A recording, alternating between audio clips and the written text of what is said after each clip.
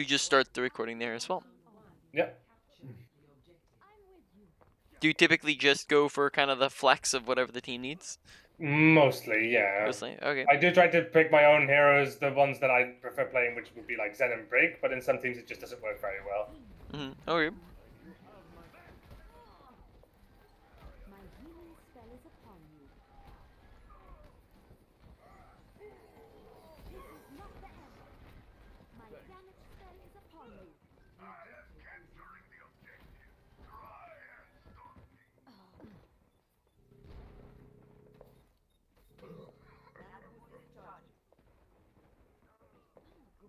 Okay.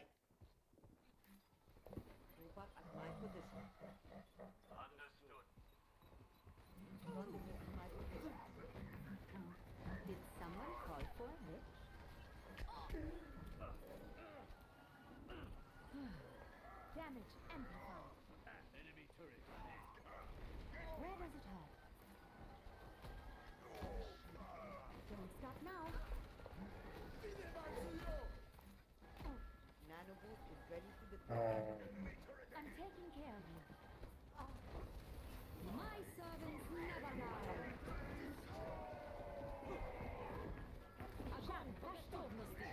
Let's get you back out there. Oh no.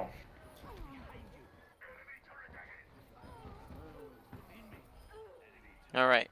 One of the big things I'm noticing is that we missed out on opportunities to go for reses that fight. Make sure we're keeping in mind that that's one of your super powerful abilities, right? That's basically going to be a second ult on a cooldown. So we want to make sure that we're actually using it. So as an example, we could have res Roadhog while we were Valking.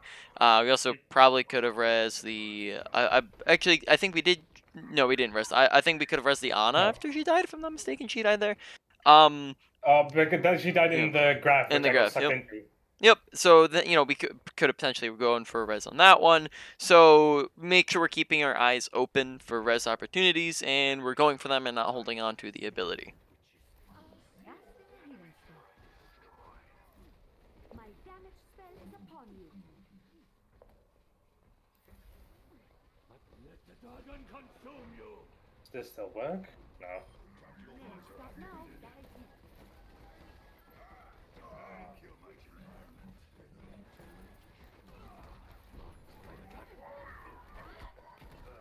You have my thanks. My healing spell is upon you. Nice res. Let's get you back in the fight. Thank you. I'm taking care of CFO? No.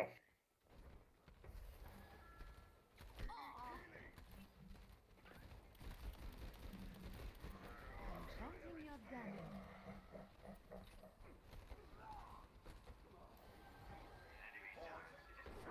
Ich bin da. Sterben nicht. My servants never die. Enemy turret ahead. Watch yourself. All right. Have a couple things in mind that we'll just kind of holding on for whenever we get the chance here. Yeah. I do think we've won this now, so yeah, go on. Yeah. Oh, I guess waiting for a lot of time to go over it. So we'll mainly probably to go over at least one thing after the round is done here. Don't be in front of the choke for too Don't long. want to be talking while you're in the middle of a fight if it's a longer topic. Okay. Alright, nice one. Where does it hurt? Damage amplified.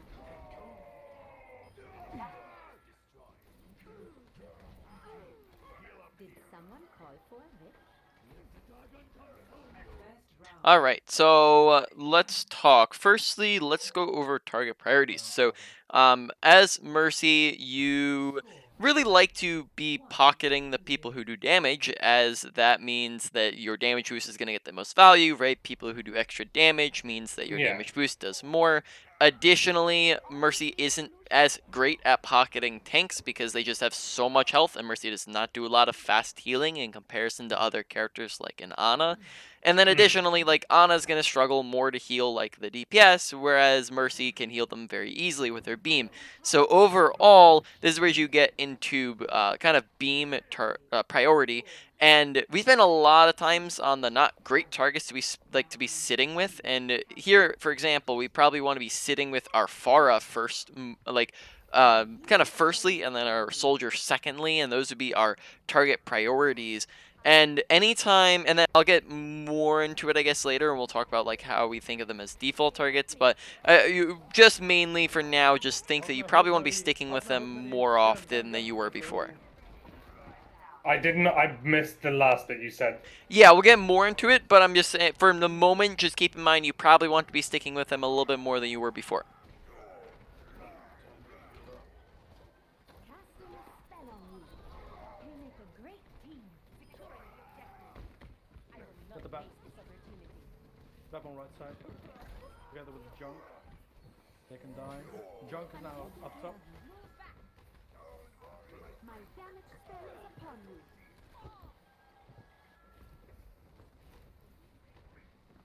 Enemy contact. Let's get you back out there. I have empowered you. Thank you, my friend. Did someone call for a lift? My servants never die. Young again. My ultimate is almost dead. Damage and harm. You look tired. Get me. Okay, pretty decent Valk timing, but the main problem was that the teams were kind of nowhere close to each other when we Valked, right? Yeah. And then that meant that the first 6 seconds of our Valk go by and no one does any damage and nothing's happening. So make sure that when we're Valking that the fight has actually begun and that people are on top of each other. Otherwise, you're not going to see too much value out of it. I was expecting them to engage, but obviously the team actually stepped back because of the window. Yeah, so That makes sense. typically it might be a good idea to wait for them to engage rather than Valking to engage, unless you're like in voice chat and you're communicating and you're all on the same page over that. Casting a healing spell. They're all over me.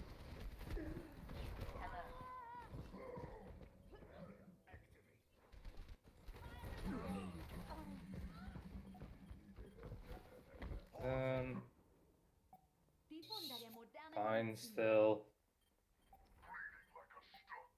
Although, no, it's too late. I was just now considering that maybe Zen actually could work because they have no big hit rolls.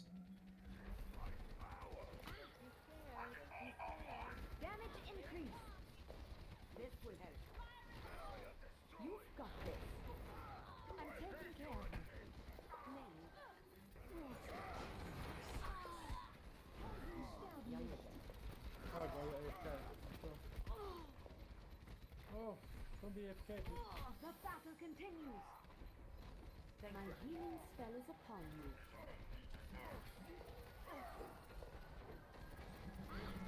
My servants never die.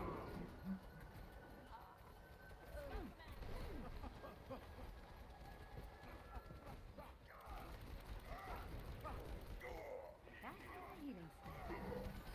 I'm with you. Nano Usage charge.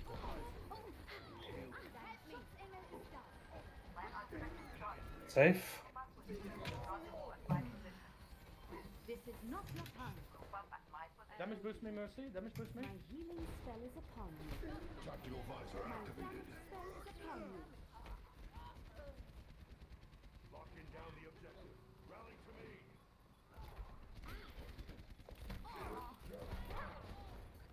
Alright, so I'm pretty sure we have in the past, but just to clarify, we have gone over kill feed watching before, right?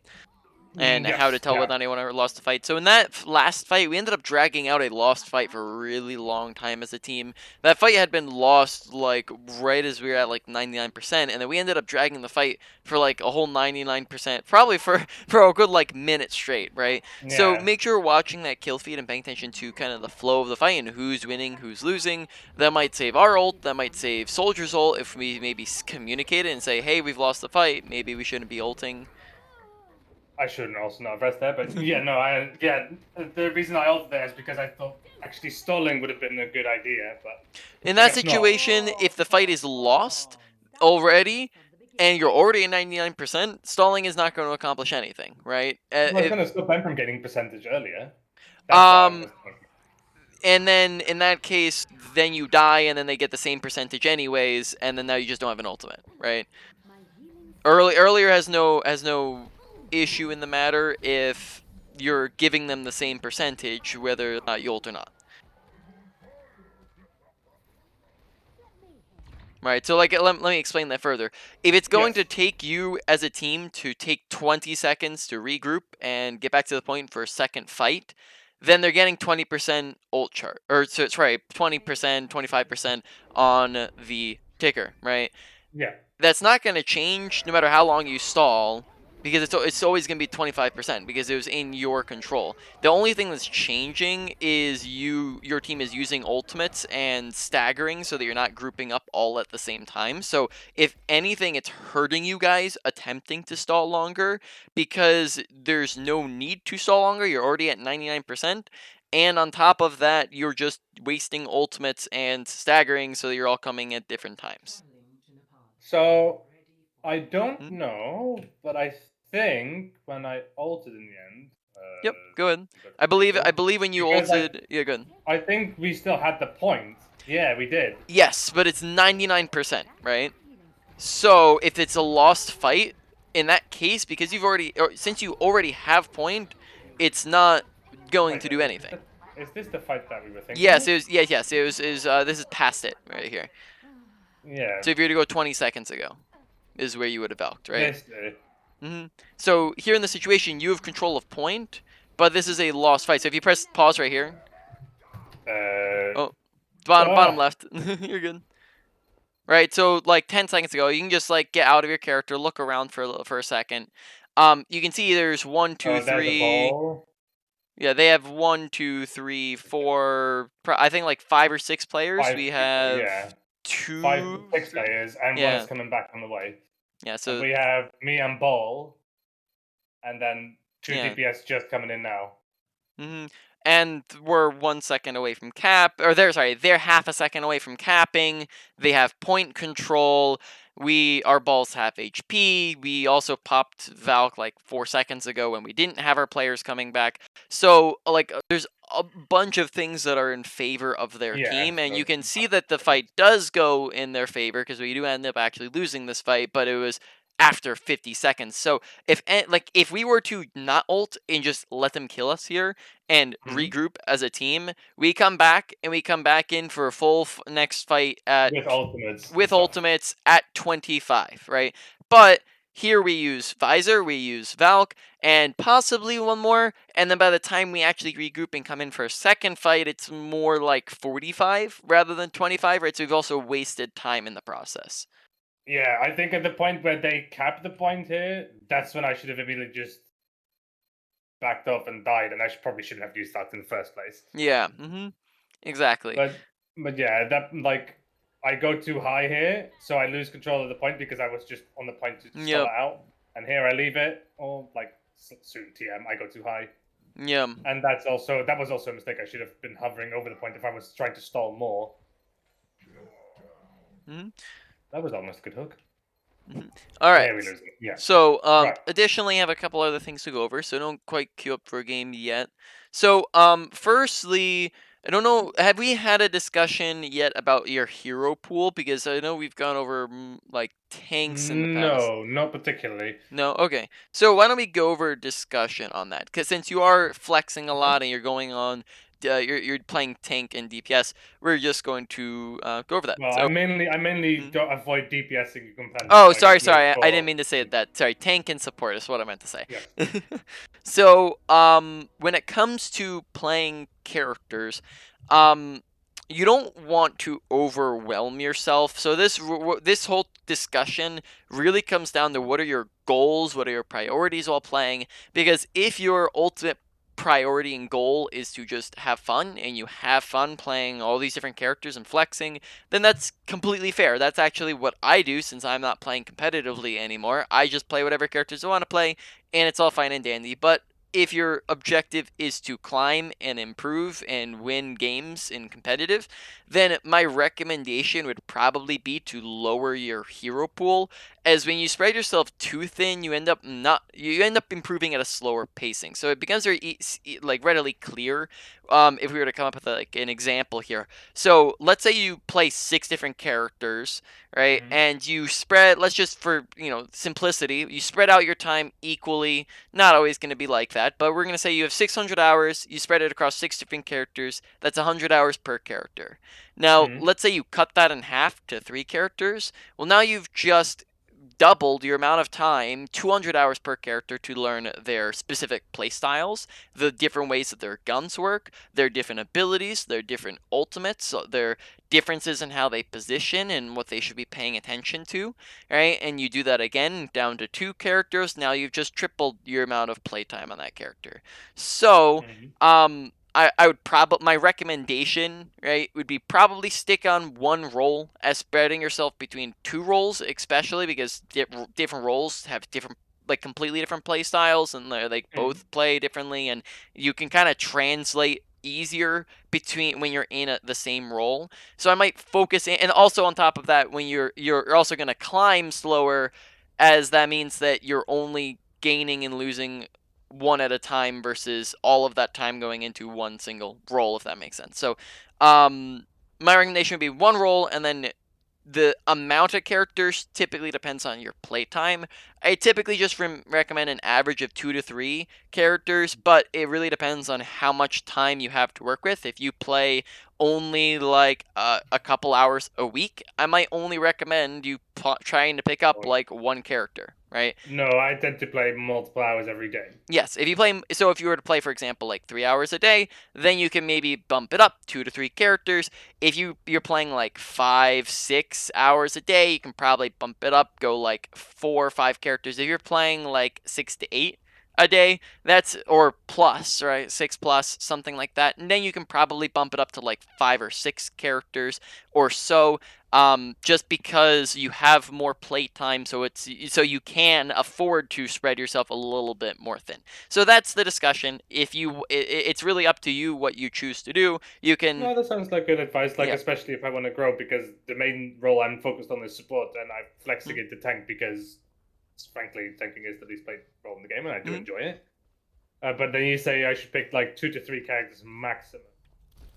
Yes, and to clarify, that's not, it's a focus on those characters. It's not to say that you can never ever play a different character. You can play other characters if you feel like the situation calls for it. If you are if you feel like you're forced to, if somebody locks your character that you'd like to play. So it's not to say that you never ever play other characters. It's more so that you're putting an intentional focus so that your playtime looks more like, okay, I have 10 hours on this character and that character, and then on the third character or fourth character I only have 1 hour, right? Versus having 6 hours here, 4 hours there, 5 hours there, 4 hours here, right, etc. It's more condensing your playtime and putting the priority. Yeah. If I look at my own profile, and I'll do it by, if I look at the last season and just go supports, it would be Zenbrig Anna, kind of a thing. But the problem that I find with wanting to play stuff like Zen and Brig is that I don't know how relevant this is to your rankings and stuff, but like most, if not every game, has my second support play Mercy.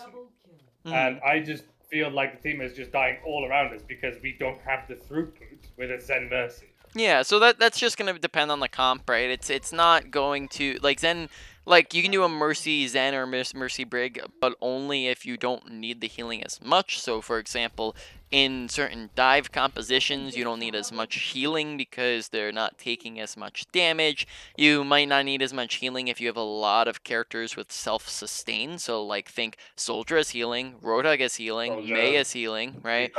Yeah, so if you have a lot of, like, if you can maybe do a Mercy Zen if you have 4 other characters that can heal themselves, right? Because that less amount of healing doesn't matter as much. So that's something to keep in mind. But yes, I definitely agree. In general, Mercy Zen isn't going to be a comp that you want to play in all situations. It's maybe a situational thing that you have to just be aware of. Yes, I agree. Okay, I'll try to narrow down my focusing pool, and I'll leave tank by the wayside for the time being, because I have actually improved greatly on Winston as a result of the last coaching. I saw so many more like good results from not always just hard engaging and just Yeah. that doesn't work. No, And I knew that already, but I didn't know how I should engage, and that's yeah. what we learned last time. Well, I'm glad that was helping. So another question I have for you is on kind of a quote that I heard you say while you were playing. You were kind of thinking about swapping over to Zen at the end, and you said something along the lines of, "Oh, I can swap to Zen now because they don't have any big ultimates." Do you maybe mind As in, walk me? no big one-shot ultimates like no McCree, Hmm. no Diva, and stuff like that. So ultimates that Transcendence can heal through Okay, reliably. so that makes sense because I was like in my head I'm thinking what is he thinking with that phrasing, because typically Zen is good against quote unquote big ultimates, but that makes sense in what you're thinking through there. Yeah. Yeah, big hitter things, because I have no like this is something I noticed like in like years and years ago, where it's like Zen Ultimate doesn't do anything Yes. against like McCree, obviously, because McCree is just like lol. It doesn't matter how much you heal if everything just dies in a Yeah. second. So I would say in general that's maybe not going to be a reason that you would swap off of Zen unless an entire composition has ultimates that go through your trance. Like so, if they're running a McCree, a Diva, a Junkrat, a Doomfist, Pharah even etc. does it. Right. Pharah goes through Transcendence. Farah and Trance, I think she has to have a damage boost for it to go through Transcendence. Otherwise, it's I think they're evenly matched. So you can same thing with like with Hanzo Dragon, they're kind of even on the damage healing. So you'd have to put extra damage in, and then you could go through it. Mm. So, in any case, right, like, I wouldn't swap off Zen just because they have one McCree or just because they have one Diva. No, but like I've swapped off of Zen in compositions like you just said, like Yes. McCree, Diva, and stuff like that. Only that. Yeah, and then in those cases, trans maybe wouldn't find nearly as much value. So, yes, that's something to consider. So, moving on, let's talk, because I don't know, do you want to spend much time here on Mercy, or do you want to kind of, like, go on to another character? We can spend some time on Mercy. Yeah, sure. Alright, so then let's go over overhealing a little bit. So overhealing is pretty much just anytime somebody is full HP and you're attempting to heal them. Alright, this just overall isn't good for like one main reason, and that is you're wasting a lot of time when you do it, and it doesn't really seem like a lot, but it really adds up. Now Yeah. for you, I don't think it's a massive issue, but I have had like people that I've coached in the past that do it like 14 seconds in a fight, and they're I literally see it doing as well, nothing. and I have actually tried to stop holding left click and press right click when there's no damage, and actually do it the opposite way. Hold right click and press left click when it's needed. Yes, exactly. I mean, that's pretty much exactly what you want to do is heal when it's needed. And then as soon as healing is not needed, then you swap over to right click. So I just want you to be aware of making sure that we're doing that, because sometimes we are overhealing. Especially, I would say, make sure you're paying attention while you're ulting, because when you're ulting, if pretty much everybody's full HP, then you should probably be on damage boost, especially since damage boost in Valk is very powerful, because damage boosting a lot of people is very powerful. Yeah. So then on top of that, like, keep in mind it doesn't always have to mean full HP, because sometimes even if somebody's down like 10 HP, it can, they don't need that healing immediately. You might be better off rezzing somebody or healing somebody else, etc. I have noticed, and this is actually something that you maybe saw in that game, that I'm 100% certain at some point that if you Mercy boost a Hanzo before he shoots his dragon off, it used to impact the damage. But that doesn't seem to be the case anymore. Yes, right? that was a change. Okay, that's something that I haven't yet internalized, because I was experimenting that to see, like, is this still that way? Because I've noticed it in some games where it's like, doesn't seem like that. Yep. So keep an eye on that. Additionally, let's get back to the topic of target priorities with damage boost. So, you want to think of your target priorities as default targets. So we already talked about how that's going to typically be DPS, not tanks, not your other Heavy support. hitters mainly, like Ashe, Hanzo, stuff like that. Yes, exactly, right? Like the characters that are going to do the most, and they kind of have their own hierarchy within their DPS, right? Like I'd say a soldier is going to be much better to pocket than a Hanzo, and an Ashe is going to be much better to pocket than a McCree. Really? Yes, and that is because Why Soldier of Good. Hanzo? Because Hanzo doesn't really benefit a ton from the damage boost, right? Like it's not gonna change any of his Breakpoints. what I don't what you say? Say that again. Breakpoints. Yes, breakpoints. It doesn't affect his breakpoints, and yes, he does more damage, but it's going to affect every single pellet, and Soldier outputs more pellets than Hanzo does. Overall, it works really well with Soldier and keeps him alive while he goes on his flanks. Soldier's a pretty, and also combos really well with his ultimate as well. So Hanzo's definitely not a bad character to be pocketing, but Soldier's just a good character to be pocketing in Okay, general good. because he combos, she combos with the ult. She can follow him around as he sprints around on his flanks, and that gives her increased survivability as well. And like I said, it doesn't affect Hanzo's breakpoints, and then Soldier's just overall going to be doing more damage with every single pellet that he's shooting, versus Hanzo who's going pew, pew, pew, And its projectile, pew, so it's right? bound to have less hits. Yes, and it's probably gonna be a little bit less accurate as well, right? Yeah. So, yeah. So in general, right? Default targets. I, You want to lo- think about? Go ahead. I love pocketing stuff like ashes, especially if I know that they're accurate, because it's so strong. Like Yep. you just notice that she starts melting people if she's pocketed. Yep, exactly. Yeah, so default targets. So you want to be thinking of them like your pocket target as a default target, and that means that anytime you're not doing anything else, you're defaulting back to that person, right? So you're going to go around, you're going to heal people, you're going to, you're going to go look for reses, you're going to fly around, and then anytime nobody needs healing and nobody needs a res and you're not needed for anything, you're going Go to back to go your back position. to that. Yes, go back to that default target since they're the best person for you to be with.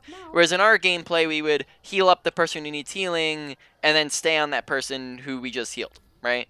Which isn't terrible, it's just not the most efficient way and the best way to be going about how your gameplay, right? So default back to your targets. Think that possibly I had one other thing I can't recall off the top of my head. So I think you can go ahead and queue up for another game here. Okay. Have you adjusted your your beam sensitivity at all? No. Are you aware of what that does? Allows you to stick on them for, allows you to snap from them sooner, or like from a short or a bigger distance. Yes, so it means that it's going to adjust like you said, the distance of where it allows you to snap to your targets from. So when you have it lower, you would literally, if you have it at the minimum, you have to be staring directly This. at them, versus higher, where I can look here and still be able to beam them, right? So Yeah. the reason why you'd probably want to lower this a little bit is because if you have this on the max setting, it's going to mean that in crowds of people, it can be hard to pick the target you're trying to go for. Like here, look how I'm aiming at this person, but I'm going to fly to this person, right? So Yes. that can help you pick out in crowds who you're trying to actually go for easier. So I'd probably recommend lowering that a little bit. On Mercy, I believe you can do like somewhere around like a 50 to 70 range on Mercy. Let's try it on 70 first and see how that plays then. Yep. And then Guardian Angel sensitivity is also that, though typically you don't need that as low as when you're flying somewhere. Typically you're flying to the same general area if they're crowded, right? Yeah. So Guardian Angel sensitivity can also be affected. Also keep in mind that this is a setting that goes across like a good fourth or third of the characters. So this is a setting that is going to be on Ana for her nano boost, and Zarya with her bubbles, Zen with his orbs, and then etc. Sombra with her hack, and then more on top of that. So I'd go and check out those as well and consider lowering them. On most of them, typically your range is going to be somewhere between like 60 to 80 where you want to have it at. Okay. Well, let's give that a try then. And there's also ideal timing. All right. I'm going to pull up you.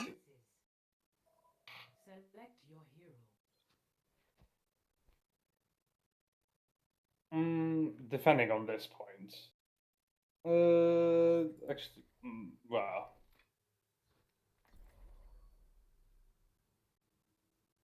So I'm gonna try where possible, where it's useful to stick to Anna, break Zen. Okay, sounds good. Because I have been trying Baptista, but Baptista is still new to me, and I noticed that I'm not nearly as accurate as I should be to get a lot of effectiveness out of him. Yeah. I also feel that Bap has a little bit of an issue putting through enough healing, but he makes up for it in AoE. But then I feel Moira does the same thing, only Moira doesn't have a lamp. Yeah, I mean Baptiste does do a lot of healing right between his right clicks that do still do a lot of healing. You have to keep in mind as well that he does heal more when he's hitting people direct versus hitting AoE. So I'm just making sure you're keeping that in mind. Here positioning wise, you'd probably be better off where your Hanzo is rather than on that Yeah. high ground. The Normally specific people go over there, and I want to be able to throw files yeah. into the hole, but they're setting up cameras. Which over here this you can pretty much do the exact same thing except for from safer positioning, right? Is the idea behind it. The sensitivity is a bit high. Get back in the fight.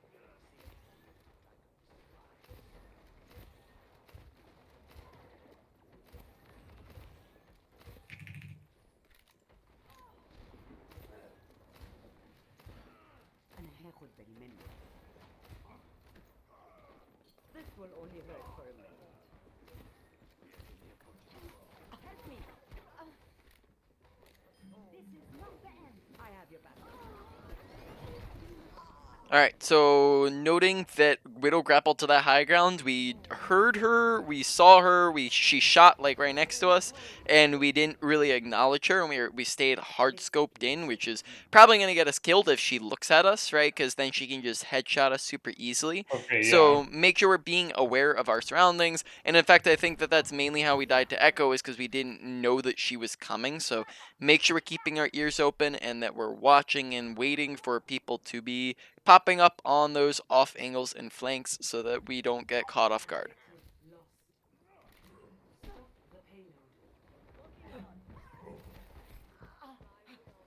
I'm under attack.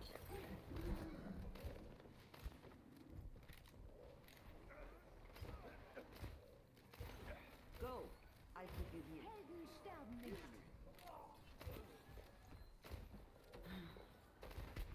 Right? Make sure that we are still maintaining cover, especially when we're up like against Widowmaker and such, because that's gonna end up getting us killed if we step out into the open in hard scope. Right? So I'd be careful about that. Personne n'échappe à mon regard. Okay, so I'm not moving this area anymore.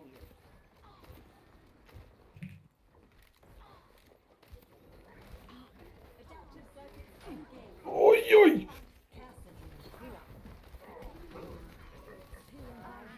Alright, so a couple tiny things to discuss. So in general, flicking comes from flicking is necessary. You flick when people's sneaking up behind you, when there's a fast-moving target such as a tracer blinking around you. You can flick if you didn't know someone was there and then you have to flick over to said person. But when flicking is not necessary, is when you're already aiming at somebody, like, and in that situation, you can just in a lot of cases just go off of them. So that would mean that rather than flicking, Sleepy you Mara want to behind just us. aim straight at them. Sleepy Mara on the right side. Alright. So yeah, for example, flicking against the Roadhog who just hooked us is directly in our face isn't going to do very well for us. Okay, we'll have a couple other tiny things to discuss later.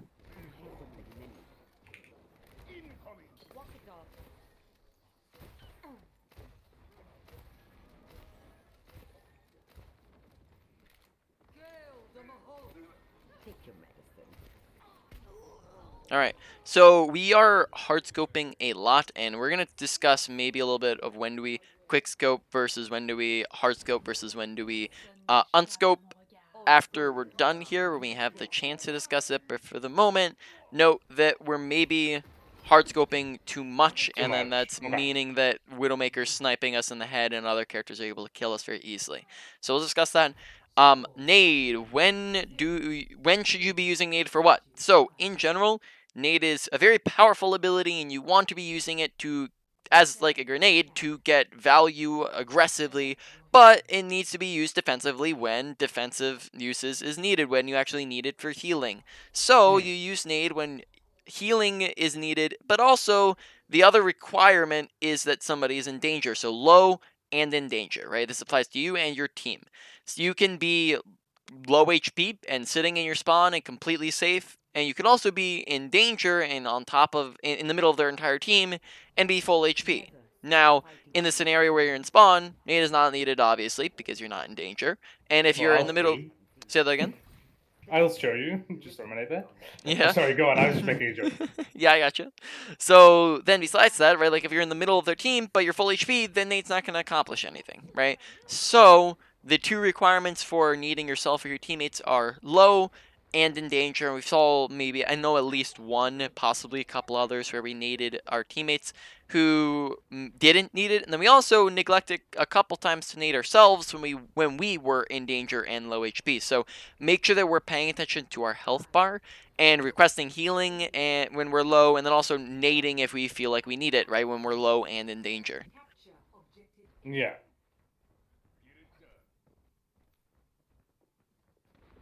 Oh.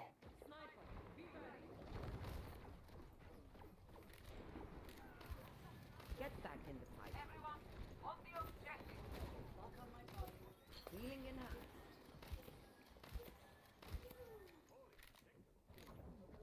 I have your back.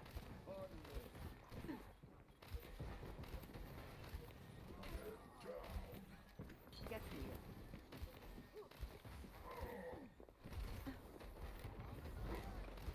Much better. I need help. I need help.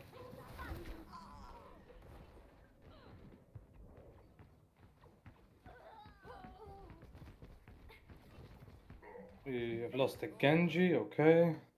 It'll take more. Which means the new priority would be a high energy Zaya or McCree or anyone who's low. It's just a scratch. Mhm. You'll be fine. The pain. You're powered up. Get in there. Good anti-nade there.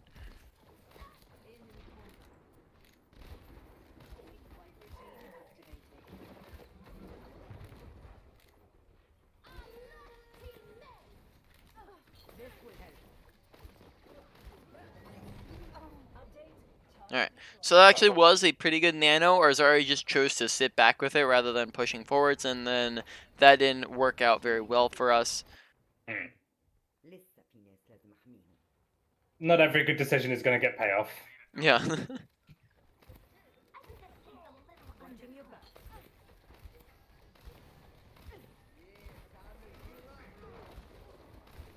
Sniper, be careful. Oh. Alright, so right now your team's deciding to walk in when they don't have characters, so you, in that situation, you can like press the group up with me button, you can say in chat, hey, let's group up guys, because right now we're doing what you call stagger train, where we're going in one by one by one by one, when we don't have teammates with us, and there's not a lot of control we have over that, besides communication and making sure we don't do that.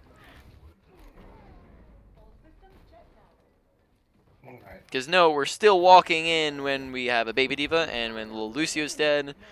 Alright. Oh.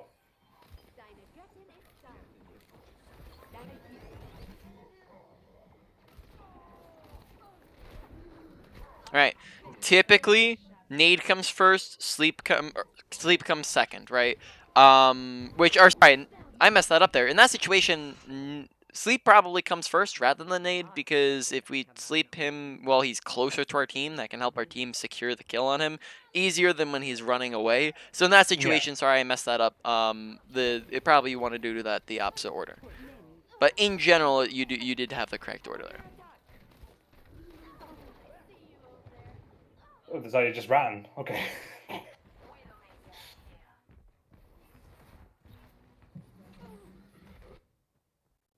I wasn't cut out for retirement anyway. 30 seconds remaining. Don't give up. We can still win this.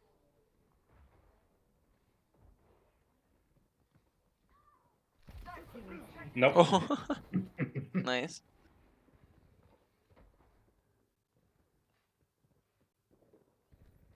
10 seconds remaining.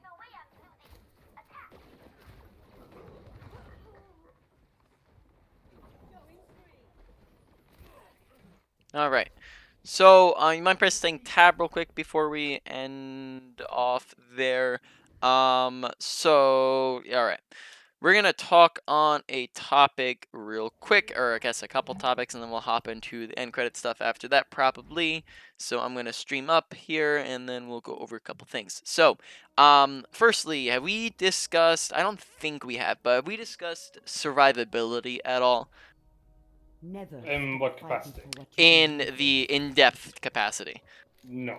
All right. So You used to talk about natural cover, and I did notice that was Yes. standing out in the Mhm. open a whole lot. Yes. All right. That's really good that you're catching that, because that is one of the things that I was maybe going to go over there. So that is good that you're paying attention. We'll put a pin in that. We'll come back to that later. I guess Yeah. Well, we'll take the pin out. Unpin We'll it. talk about that now. So that firstly, I just say that's good that you're recognizing it, because in your road to improvement, that is your improvement steps, right? That's the first step to improving and getting better at something, is to recognize where you're making mistakes, right? To recognize what you're doing wrong, and that's what I do here with you, is pay attention to what you're doing wrong. So make sure that you keep that up. Think about what are you doing wrong, and then the next step is thinking about what could you do right, what could you do better, what's the fix to the problem that you're having. So if we're standing out in the open, right, maybe the fix is going and standing behind cover, right? Or more specifically, think through what cover could you have been standing behind. Be more specific with it rather than just saying cover, cover. Think I could have been standing behind that specific corner, right? Yeah. And then last step is looking to apply that and put it in your gameplay when it's actually happening. So yes, good, really good that you're recognizing that, because you did have an issue with that game. So moving on. Especially on the Good. defense bit. Like, I remember Mhm. specifically the where it stood out to me the most is in the defense. On the very last point, I was just stood in the middle of the road back against our spawn, whereas I could use the cover of either spawn or on either side. Yep, exactly. So moving on to survivability, right? Survivability is essentially just making sure you're not dying. And dying, in a lot of cases, can sometimes be not really thought of as bad as it is, because people, of course, know it's bad, but maybe don't really think fully through why it's bad. And dying is really bad for a couple different reasons. Firstly, let's discuss how much time you're actually dead for. So in that last game, you had 9 deaths. So each death is going to be 10 seconds of respawn time, and then additionally, you have 10 seconds of walkback time, which means, or roughly, which means that you have about 20 seconds per death that you're out of the game for. So if you take 20 and multiply that by 9, right? Multiply that by Just 9, three right? minutes. That's 3 minutes 3 of the minutes, game. right? Exactly. So you get 3 minutes, and that game that you were just in was only an 8-minute game. So that Oh, that puts it means, into perspective. yeah, That really does add perspective. Yep, that means that you're out of the game for over a third of the game, right? You're just absolutely not participating or doing anything at all. And on top of that, you also keep in mind, it's not just you not doing anything; it's you having a negative impact, right? It's you putting your team at that disadvantage, which means that now your team is more likely to lose the fight. So it's not just a lack of impact; it's also a negative impact additionally, right? So that like you said, it really puts it into perspective of how much you're actually costing your team when you die. So how do we look to fix it? Typically, people die for 4 main reasons, and a couple other tiny bits here and there. But the 4 main reasons are going to be poor positioning, which we discussed already a little bit, right? There's Yeah. also lack of awareness. There is going to be a misuse of abilities, and then finally there is overextension, right? Just running, or over aggression, just running straight into their team, right? So those are the 4 main ways that somebody can die. In our gameplay is maybe a mix of a couple, right? We died maybe a couple times because we weren't paying attention. I think maybe the biggest one there, like you mentioned, was just because we were in bad positioning, just standing smack dab in the middle of the open when we could have used cover. We died a couple times because we could have used nade, like, for ourselves, or we could have used sleep better and we didn't, or we missed it, right? Things like that. So make sure we're paying attention to that while we're going through, looking for that mistake, trying to identify it, and then looking to improve off of that. So just calling that to your attention. Now, Okay. moving on. Nade usage, make sure when we're looking to use nade that we're not trying to hit people directly, because when we try to hit people directly, then if we miss, it just goes sailing straight past them into nothingness. Whereas if we hit the floor in between people, then that means that we don't get body blocked by any. It doesn't get body blocked. It doesn't sail past them. We have this gigantic radius to work with all around them, and then we can hit as many people as possible with it. So aim for the feet in between people, not or the ground more accurately, the ground in between people, not at them. Right. Okay. Additionally, when you're looking for your nades, here's a handy nade tech that's going to be able to help you land them at ranges. And that is that you're going to scope in. This is not worked if you're unscoped. You're going to take your ult charge, line it up with somebody, press E, and then that nade is going to hit them from any height or any range. Give Wait, you. so wait, hold on. Do that again, because does Mhm. the nade go? The nade still has a trajectory, obviously. But Mhm. if you scope in, does it go where you're pointing still, or does it still have the trajectory, or does it It like aim it upwards to follow your scope? you are what I'm saying is that so the nade is still following where your crosshair is, right? But it has an Okay, arc yeah, to it. The yeah. the ultimate charge helps you place where that arc is going. Right? So here, since we're on more even footing with them, I'm gonna line up Mhm. my Q with him rather than my ult charge, and then that nade is gonna hit him. Oh, that's huge. Yep. So I'd recommend Okay, yeah. probably don't do that at close ranges because it's not necessary, right? No. But Mm. like, I do notice that I struggle most often with like further away nades when I have been trying. Like, Mhm. honestly, that game wasn't really a good showcase, if I'm honest. But Time. I was not having a great time with nades in that game at all. Mm-hmm. Yep, so those gonna be handy to help out. Now, real quick, scope versus unscope versus quick scope. In general, if you're under pressure, right, so you have people on top of you, so for example, if you have a Widowmaker staring straight at you, might not want to scope, because scoping is gonna mean that you're moving super slowly, making you easy to hit, and makes your head hitbox very pronounced, and you're just gonna get sniped in the head. So if you're under pressure, don't just sit there and hard scoping. If you're trying to heal people at a range while under pressure, you probably want to quick scope, which is just a right click into a left click, very fast. You can get the rhythm down of that pretty easily once you practice in the training range, and then this way you can hit longer range characters with a instant hit scan shot, while keeping your mobility and visibility up to not get headshot or shot or flanked, etc. This isn't going to Okay. be used super often. I'd probably say it's going to be about like 10% of the time, but it's going to be higher when you're up against a character like a Widowmaker, right? Yeah. Additionally, we're just hard scoped way too much of the time, right? Scoping, there's advantages and disadvantages with each. Unscope, you're going to be able to keep higher mobility, higher visibility. You're going High to, firing rate. yeah, or it's the same firing rate for both of them. Is it? It feels faster Yes. when you don't scope. Nope, but same fire rate for both of those. It is slower though when you quick scope. That's the disadvantage with quick scoping, Okay, I see. right? So then, you keep up those, and then when you also get a projectile shot, right? So it's better for close ranges. Scoping, on the other hand, is better for long ranges because you now lower your mobility, which keeps your shots more accurate, lowered sensitivity, more accurate at ranges, and then also That, you zoom in, which means that you're going to be more accurate at ranges. Go ahead. that's something I just got reminded of there. My sensitivity was a little bit too high for my liking for Anna. Mhm. All I'm right, gonna well, quickly it's a good change thing that. about. We should leave. Yeah, so typically my recommendation would be like around this of 10 meters on squishy targets, so non-tanks is going to be unscoped. Anything past that is going to be scoped.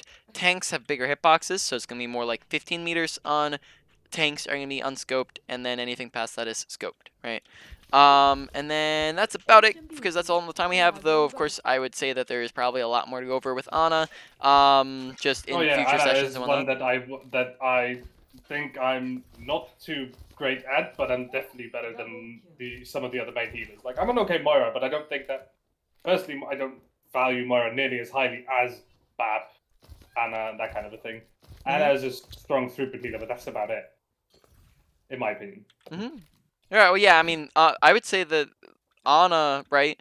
Her main, the main value that Ana gets is not through her healing, but through her ability usage, right? Her I ability would use. say Nade. Nade is Yes, huge. exactly. because her ability usage is her utility, and it has so much incredible value, right? In a lot of cases your nade, when you get like a 5-6 man, 4, 5, 6, right, etc. In a lot of cases that can be more powerful than your nano boost, right? If you get Yeah. that all antis. So moving on real quick because we're coming up on the end here. I believe you Oh, do yeah. have notes, so I don't have to do Yeah. a big review, but to go over your main points of the session. Let's think through that. So we went over Ana and we also went over Mercy. So in general, Mercy, I'm trying to think kind of what the order was. We didn't talk a ton about abilities. Beam usage we talked a little bit about. Ult usage we talked a little bit about. We talked more about Target yeah. selection. We A talked little about bit. I guess we talked about the beam targets a little bit more. So do. Sorry, I'm just thinking through them. So in general, trying to think. Over on Mercy, I'd probably say we'll do them separately so that it's easier for you to think through. Over on Mercy, I would probably say that the biggest thing we talked about was your beam usage, and that goes to number 1 with overhealing and target priorities, and like in that kind of category, default targets. Besides that, we also talked about awareness, so probably say awareness is number 2 with just making sure we're not ulting during fights, etc. Ulting during lost fights and whatnot, right? And then just to confirm, do you remember all the the numbers that we said for that? Oh, well, for like knowing when a fight is lost and won and Yeah. stuff. Yeah. I've been trying to work with that more. Which is good. It's a slow going process. Yep, of course. And then number 3, I would probably say goes to your ultimate usage. Yeah, around maybe like tied for ultimate usage and ability usage. And number 5 is like kind of your positioning. Didn't focus as much on positioning on Mercy, mainly because you have more mobility and whatnot. Then over on Ana was a little bit different. I think we talked a little bit about your nade usage. Yeah, We didn't really touch on sleep that much. yeah, we didn't touch on sleep as much because sleep as well doesn't have as many. We'll definitely talk about sleep in the future if we need to. Main thing we talked about with sleep was don't flick randomly with it if it's not needed. Yeah. Then over to ultimate usage, we didn't actually talk very much about. We talked a little bit about it, not a ton. Mechanics. We talked. I don't know if we did talk about mechanics. I don't think we talked about. Oh, we talked. Sorry, we talked about scope Quick usage. scoping and stuff. Yeah, we talked about that. And then moving over, we did talk about positioning, and survivability, and then awareness, And maybe a awareness little again. bit. Yeah. Yeah. So trying to think, because all of yours I'd probably say are around. I wouldn't say anything is super standing out to be very high on the list of things to be needing work on. It all seems around the middle. Nothing seems super massively higher than everything else. Probably say that you're That's the like, goal. Everything's average. yeah. Right, so I'd probably say that like your top 3 are going to be your survivability, your positioning, and your trying to think, is everything straight right on the middle? Why don't you for next time I'll just pick on the I number would 1. say positioning would be the higher priority on this one Yeah. because that's going to increase everything. Yeah, so I'd probably Being say alive more. yeah, exactly. So I'll probably say positioning, but positioning is your number 1. The number 2 would probably put at your probably survivability as well as ability usage, and then kind of your 3 would be your awareness, and then 4 would be your ultimate usage. So, and then sorry, and then mechanics comes in. Yeah, maybe around the same as your ultimate usage, right? So sorry, it's in general all around the middle. You could honestly do it in kind of whatever order on those top ones on either character. It's very around the middle with all of those. So just pick something out and run with it and look to work on it, and then move on to the next thing once you do. That just means that you have less work in each category, just a lot of work overall, right? Yeah. All right. I do have one more question, and that comes down to nano usage, and that not my particular instance of how I used it, but a friend of mine recommended to get the confirm nano thing set up, and I have now. What is your opinion on this in general? Because I haven't noticed like a big difference in it, except that I need to just double press Q. Yeah. I would probably say that you're better off like it has maybe the only reason why I would say that you would maybe turn it on is that you can carry it for a second, like you can pick it on somebody and then run around the corner with it.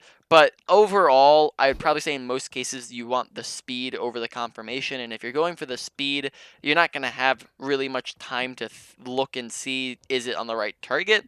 And then besides that, like it's probably better to develop the skill of putting it on the right person in the first place, because even if you have Yeah, the confirmation on it, then what that means that you have to put it on the wrong person, take it off, put it on, notice that you put it on the wrong person, take it off, and then put it on the right person, right? which is valuable seconds. Yeah, exactly, valued in seconds.